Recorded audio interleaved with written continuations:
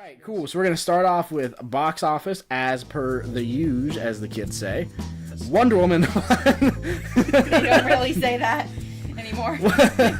Wonder Woman won the box office with the debut of, I wish I could say debut right, of $103.3 million in its debut last weekend, and also reigned supreme this weekend, winning the box office again with $57.2 million. That total marks the highest second weekend for any film in the DCEU in the domestic box office. Speaking of movies that do well, The Mummy did not, as it disappointed both financially and critically with $32.3 million domestically. I'm still gonna go see it. I won't. It's disappointing, to pretty much everyone except for Brendan Fraser, who remains in hiding. So from the outside, it looks like a catastrophic number considering the budget was $125 million, which I don't just see how that's possible. But the film is killing in the foreign market and is already at $175 million worldwide. So while it's not the result that Universal was hoping for, it is safe to say the Dark Universe is still intact and will continue next with The Bride of Frankenstein. Continuing this week's top 5 is Captain Underpants, the first epic movie, which continues to impress with $12.3 million in its second weekend to go along with its positive reviews. Didn't see that one coming. Terrible joke alert. As Parts of the Caribbean Dead Men Tell No Tales continues to tread water, as it remains over the 10 million mark with $10.8 million in its third weekend. And last but not least, Guardians of the Galaxy Volume 2 barely edged out new release It Comes at Night with $6.3 million on the weekend over a month after its release. So that movie's doing pretty good. I think that's on your team, Travis? I believe so. It is on your team. I was testing you. Anyway. I don't remember. I wasn't here when you made the list. I do. She is on it. You know, Travis, if you're not careful, you're going to be the one that gets replaced for her, because I don't even know if you like Reese's. The Mummy may have underperformed financially and bombed critically, as evidenced by the film's 17% on Rotten Tomatoes, but director Alex Kurtzman is defending the movie and the dark universe that it is trying to build. While speaking with THR, Kurtzman said that he thinks that variety will be the key to the evolution of the dark universe, stating that each film will likely have a similar tone, but all have different identities to match the characters that the film focuses on. Kurtzman went on to share his excitement for Beauty and the Beast director Bill Condon being the one to helm Bride of Frankenstein, specifically the fact that Condon previously won an Oscar for scribing Gods and Monsters, which focused on director James Whale making which film? That's right, The Bride of Frankenstein. Pretty nifty stuff going on there. Also in the Mummy news, actress Sofia Boutella, I believe? I think that's right. Who plays the the character in the title of the film. Princess Amonette. Yes, Princess Amonette. She told USA Today that Princess Amonette is, quote, the definition of a feminist, stating that she is strong, powerful, and opinionated. She went on to discuss the way that she gains power over Tom Cruise's character, which is by an uncomfortable lick to the cheek. Classic feminism. More on that in a bit. From the dark universe to the monsterverse, we are full cinematic universe news today. Godzilla King of Monsters has added Bradley Whitford to its cast, according to a report first by Variety. Whitford is still best known for The West Wing, but I resonate him most with The Cabin in the Woods and Get Out, which are two of my favorite movies in the horror genre, ever. They are both amazing. I am a big Aaron Sorkin fan. Always have been, always will be. I love The Social Network and Moneyball, and he wrote both of them. Yes, Never seen Get Out. God, what? I should have brought it. Yeah, we should have brought it. Also, in Monsterverse news, Godzilla vs. King Kong has found its director. In an exclusive report by The Hollywood Reporter, we have now learned that Adam Wingard will be directing the Monster Showdown. Wingard is best known for directing big-budget movies such as You're Next and The Guest, which are both criminally underwatched films. They're very low budget, by the way. The Guest? The Guest. Movie. Dan Stevens. Oh my god. That Was the role that won him Beauty and the Beast. Yeah, he was very good in that movie. Was. He's also very good in Legion, which I still need to continue watching. I have a little more faith in Godzilla vs. King Kong then. Going from low-budget, small-scale films such as those to a film with the magnitude of Godzilla vs. King Kong is obviously a huge jump, but I want to remind you that it worked out pretty well for Colin Trevorrow, who went from Safety Not Guaranteed to Jurassic World, and now he's going to be doing Star Wars Episode 9. And Patty Jenkins. And Patty Jenkins, who really didn't do too much, and then all of a sudden Wonder Woman was awesome. So, yeah, you never know. If the town's there, it's there. So, I liked Godzilla. I like Kong a little bit more, but I haven't loved either of them yet. I actually liked Godzilla more than I liked Kong. Yeah, that's like 50-50 with people. Yeah. I like Kong a little bit more, but I haven't really loved either, so we'll see. Of course, I'm a huge Godzilla fan. Of course. So I know all three of us are very excited for Baby Driver, and we're only a couple weeks away from the release of the film, and director Edgar Wright is already looking ahead to future projects. The second film of the acclaimed Cornetto trilogy was Hot Fuzz, and Wright told MovieWeb that he has not completely rolled out the idea of a sequel, stating, Natasha's very excited, stating that he already has ideas where a potential sequel could go, and has even discussed them with star Simon Pegg.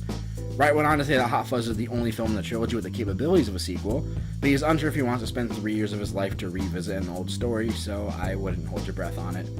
But yeah, we'll talk about that in a bit, obviously.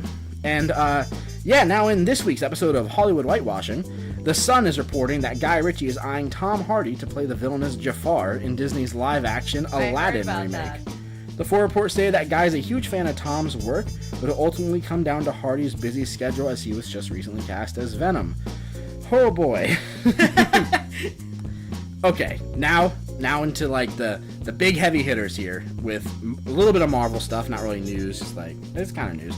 But I have long been campaigning for Matthew McConaughey to join the MCU, Norman Osborn. And it turns out that the $1 billion studio was originally eyeing him for the role of Ego in Guardians of the Galaxy Volume 2. New concept art has emerged online which showed the original look for Ego with McConaughey playing the role. It's very interesting to think how that might have played out, especially with the recent trailer for The Dark Tower, which showcases his ability to play a villain. Kurt Russell obviously crushed it in the role, but I can't help but wonder what could have been. I just love me some McConaughey.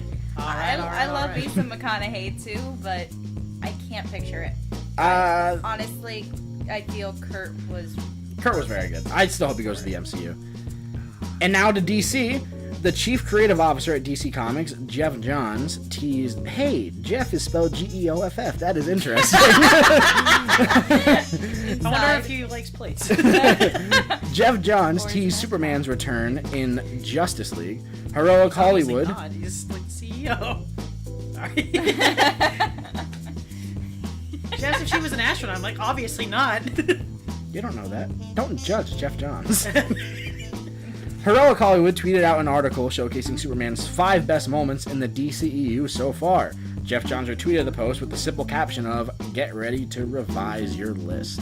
And that's all for news this week. Can I add one more thing? You can add one more thing. I read an article this morning about how Armie Hammer was originally supposed to be Batman prior to Ben Affleck. I remember when... And they were talking about his suit, which apparently is supposed to possibly make an appearance in Justice League. Does it have nipples?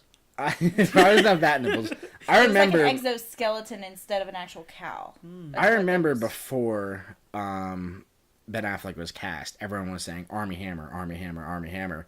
And then, like, the Lone Ranger came out and everyone was like, all right, not Armie Hammer. Not Armie Hammer. No, but then Man from U.N.C.L.E. came out. And Henry Cavill's also in that as well. Yes, and I heard something the other day about Henry Cavill throwing around an idea of Armie Hammer still joining the DCEU. A lot of people now are talking about him as Green Lantern. Yes, exactly. That's which I could see. I could see. I don't know. I could picture it. What did I like him in? Oh, The Social Network. He was the twins. He was the Winklevoss twins. Yeah.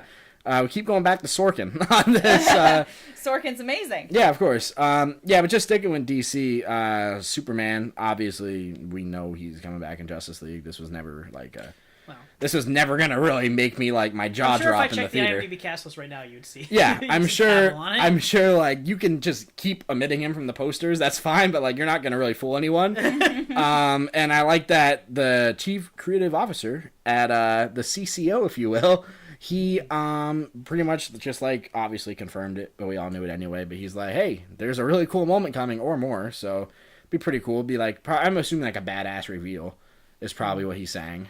But I would just kill off the Justice League already. What if he just killed off the Justice League?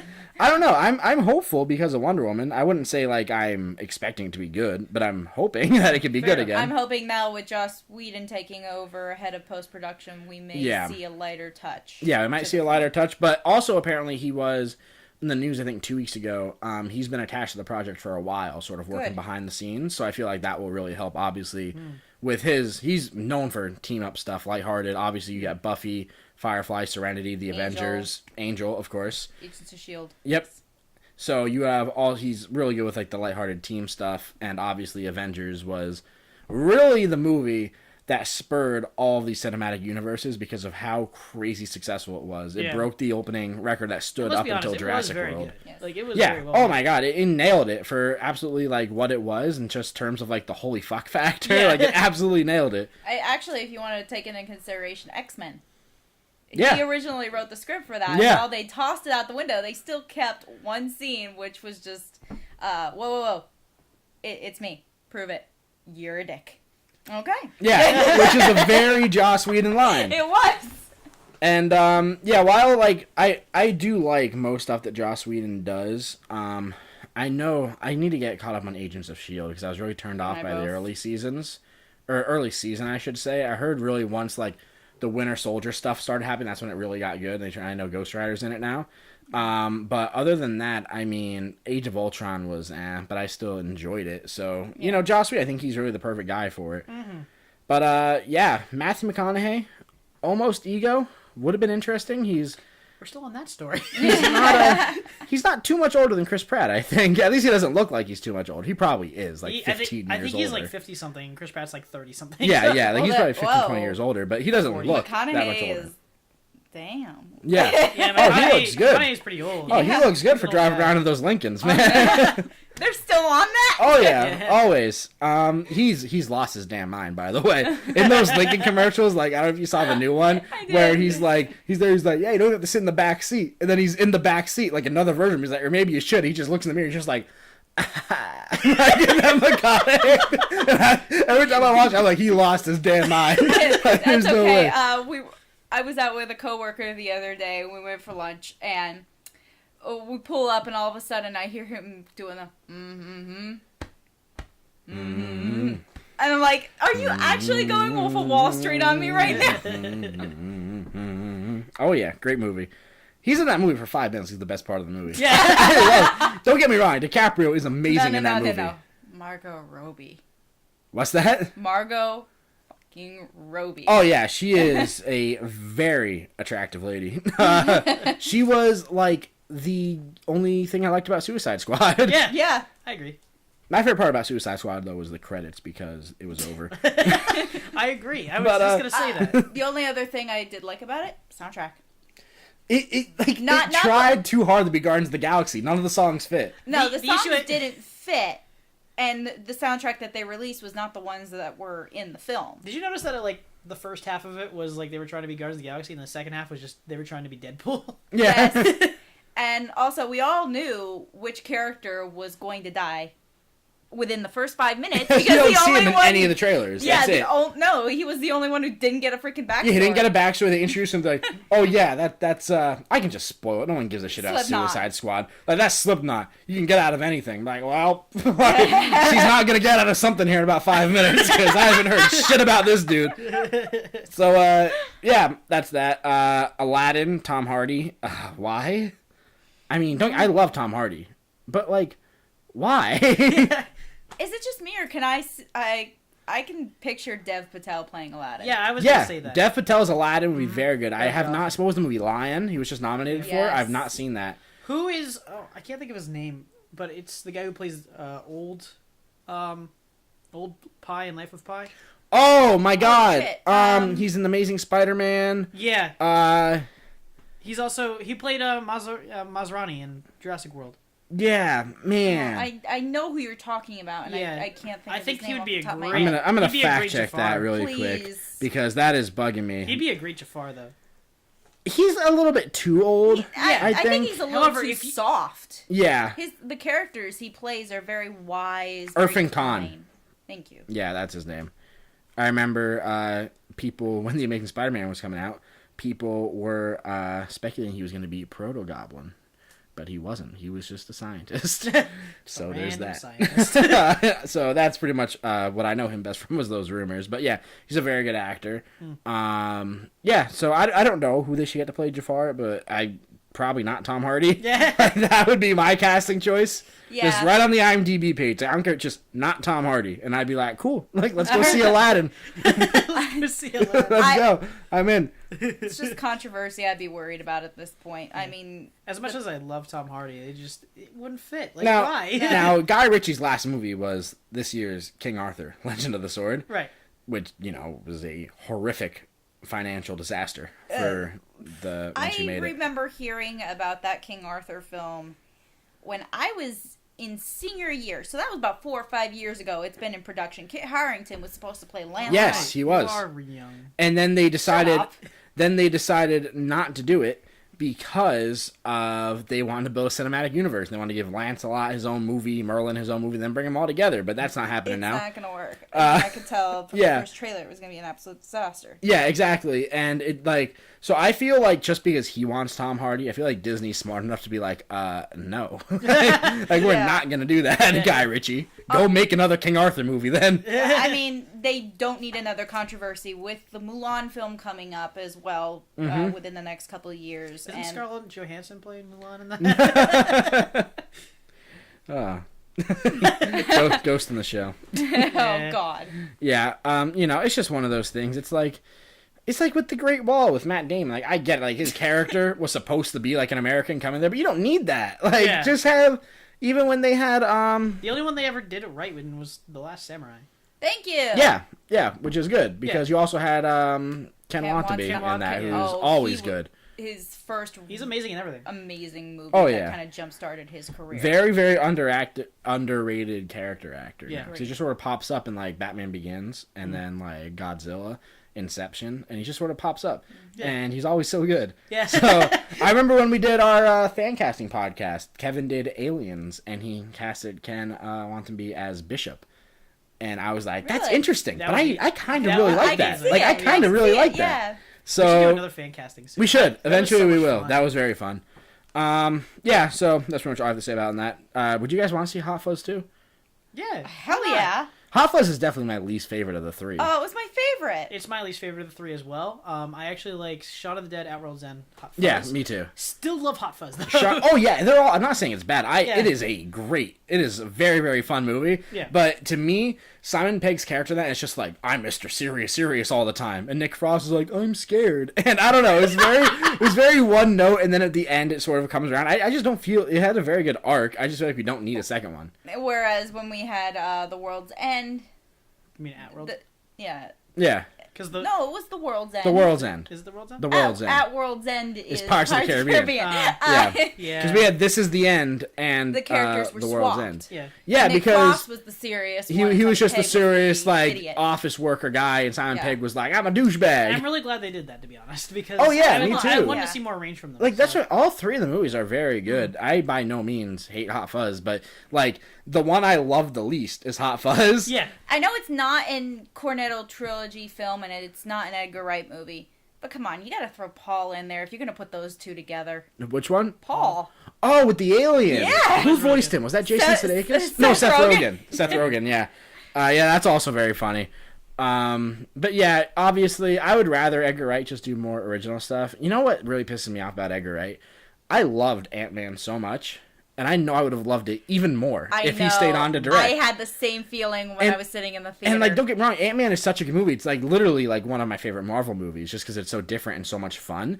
But I knew the entire time, like, God, it's so good, but it would have been perfect if Edgar Wright did. Like, you know that scene with Michael Pena when he's, like, when all the other people are talking, but it's him talking? You can tell that was Edgar Wright. Yeah. That was 100% Edgar Wright scene. You mean when Michael Pena ate Eddie Lacy? Yeah, exactly. Killing with the inside jokes here. On to the Monsterverse. Godzilla vs. King Kong. We really not too much to say. We discussed it a little bit there. Yes. Bradley Whitford and Godzilla 2. Hell yes. This cast is pretty good. You got Millie Bobby Brown from Stranger Things. You got Kyle Chandler, Friday Night Lights TV show, not the Billy Bob Thornton one. You have him. You're not Chandler from Friends? No. Is that it? I feel like I'm missing someone. I think Ken Watanabe's coming back. Probably. Oh, I hope so. Yeah, which is good. Obviously not too much more to say there. It's come out to be a good cast, and Bradley Whitford was very good in Get Out. All right, the Mummy news. Natasha, I know you didn't see The Mummy, but you want to see it. Let's start with you about her saying that Princess Amunet is the definition of a feminist.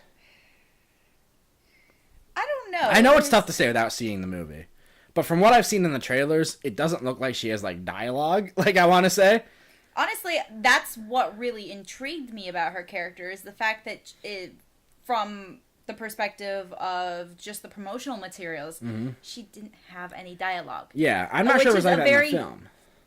Therefore, it makes almost like the alien in the first Alien. It wasn't named. It didn't need a name. Yeah, later became the xenomorph.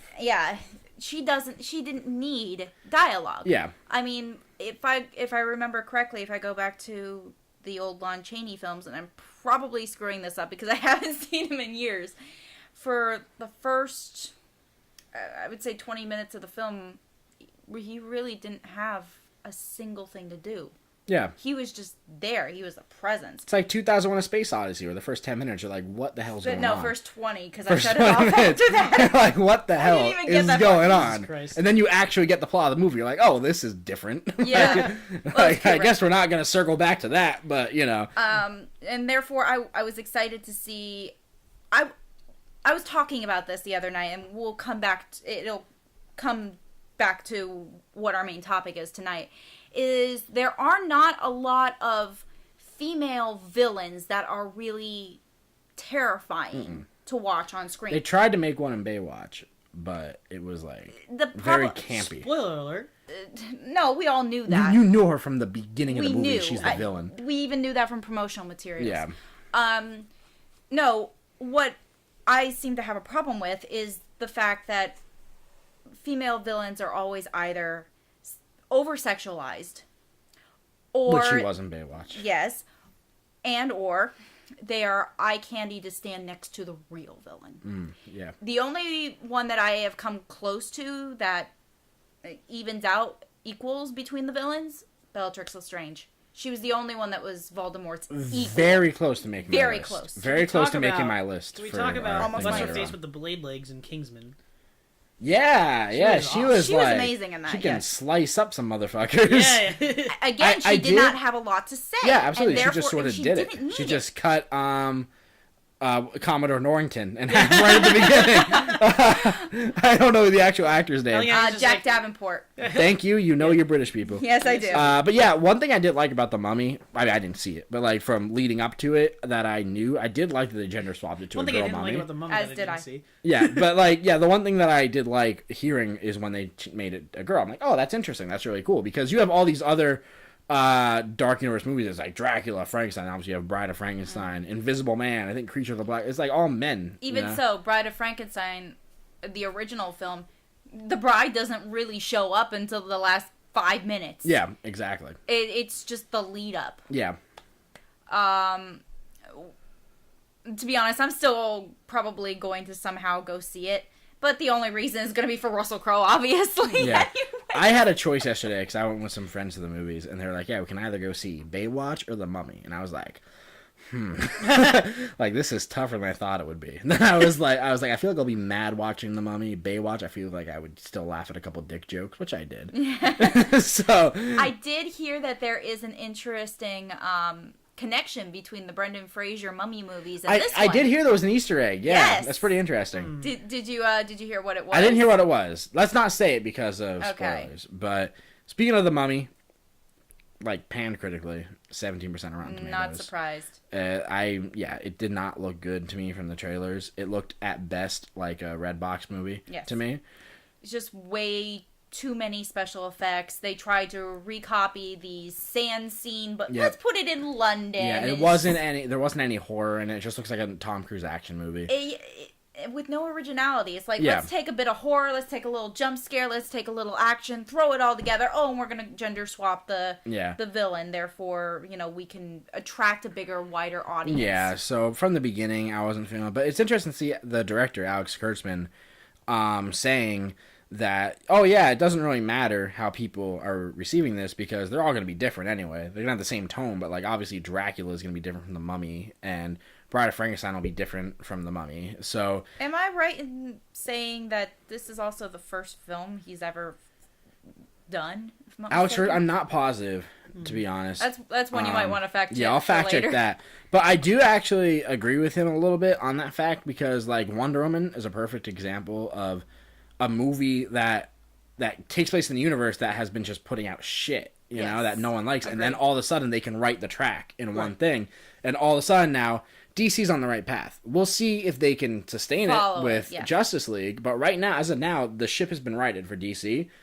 The Dark Universe doesn't really have the same, I want to say... air of terribleness? No, it doesn't have the same margin that DC has. Because people like Dracula and Frankenstein, they're not going to sell tickets like Superman or Batman or now Wonder Woman sells tickets. They're just not. So if they come out with a few bad movies, they're going to be like, all right, axe this. You know, because if they're bad, people aren't going to see because they don't have a big draw. And that's why I feel The Mummy was so important to start off their universe. It should have been their Iron Man. It should have been, yes. But it wasn't even their Man of Steel, which was decent. Was actually pretty good. Yeah, it was like, decent. I didn't hate it. It was fine, but they started off like right with Suicide Squad. It would appear. Oh. So no, they started off with like Batman v Superman, Incredible Hulk, Green Lantern.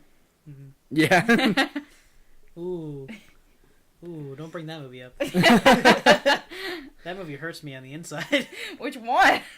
They're both pretty bad. The GL one. Yes. Yes, the GL. Ryan Reynolds, phenomenal. But, you know, thankfully, if that movie did not bomb, we probably would not have gotten him as Deadpool because that's fair. However, because he would have been locked up for being like such a huge 8 Green Lantern movies. Well, yeah, but we're still gonna get it. All right, so director, he directed the movie People Like Us. That's right. In 2012, and then he did New Day and Alias, a couple episodes of those TV shows. Radio. Even so, that he's still rather amateurish. Oh yeah, and definitely not start out on the right foot. But yeah, so obviously, box office is pretty self-explanatory. The top 5, I think, was pretty much expected. I didn't expect The Mummy, the top Wonder Woman. Captain Underpants still hanging around. Then Pirates and Guardians. It Comes at Night kind of underperformed a little bit. Usually horror movies do well. I'm not sure if it was a full-on wide release though. But, you know, the horror movies always hit or miss. So it's shitty because apparently this movie's pretty good. And you're going to have Annabelle 2 come out in like a month or like 2 months. And it's probably going to make an obscene amount of money. Yeah, it's... The horror genre, I find, has pretty much bottled down to sequels and gore films. Yeah. Anything other than that is probably going to underperform at the box office. But then you do have gems such as Split or Get Out. Split is not a horror film. It's a suspense thriller. Yeah, I put it in a subgenre. Yeah. Of the big overarching like horror tree. Conjuring and Conjuring 2 obviously very good. Insidious, I also really like Insidious 2. I've literally only ever seen The Conjuring 2. Okay, well you need to see the Conjuring 1 because it's even better. Yeah. But not saying the Conjuring is bad because it's very good. So pretty much anything like James Wan related, plus now I'll throw Jordan Peele in there. Yeah. So like they're like my horror guys now. And anything else I'm just like, fuck it. But like, I'm still gonna see It Comes at Night. I thought you were like super into that. Come on, Oculus. I know you hated it. Oculus is good. Oculus is good. I didn't hate it. You didn't like the storyline. I didn't enjoy it. Oculus is phenomenally made. The shots. The shots in it, the way how both stories progressed at the same time in like a linear fashion. There was one scene that was laughable, and I actually did it in the theater when I went and saw it. Was when the kids come around the corner and the mom jumps out at them. Takes the freaking golf club, whack, and I went, more! Nice. So that pretty much sums up news. So now we're going to get into our main topic, which is... With a little subplot, really quick. Oh, yeah. Travis, he watched the movie, and he's going to give us like a quick 2-minute review of the movie. Natasha, is it your favorite movie? It is. It's not my favorite movie of all time, but it is close up there, yes. So it's up there. Travis had never seen it. Mm-hmm. And Travis, why don't you go ahead and you've watched it for the first time. I'm not going to say what it is. Give us like a 2-minute speed review of the movie. And give it a score, too. The movie was The Black Dahlia Murder. That was not that was not it. The movie was Black Swan, which is a movie about some ballet artists named Natalie Portman. And Mila Kunis. Yes. Yeah, and Mila Kunis. Natalie Portman won an Oscar for it. True. Yes. They want to put on a performance of the play, I forget what is it called? Swan Lake, the ballet. Swan Lake, the ballet. And it gets really fucking weird. I mean, there's a lesbian sex scene in it. There's some other stuff in it. Everyone goes to that scene first, always. Well, yeah. That can't be a knock on the I movie. got really confused in a few parts. Oh, not really confused, but like weirded out, I guess. I understood what was going on. I just didn't enjoy it. But then after I watched it all, I'm like, wow, that was amazing. So yeah, my whole review is that it was really weird but really amazing at the same time. That's it. That's all I got. So yeah, Black Swan, I would probably rate... I'll give it a 9 out of 10. 9 out of 10. That's a solid rating. It is a solid rating. Yeah. All right, so now we're going to move on to our main topic.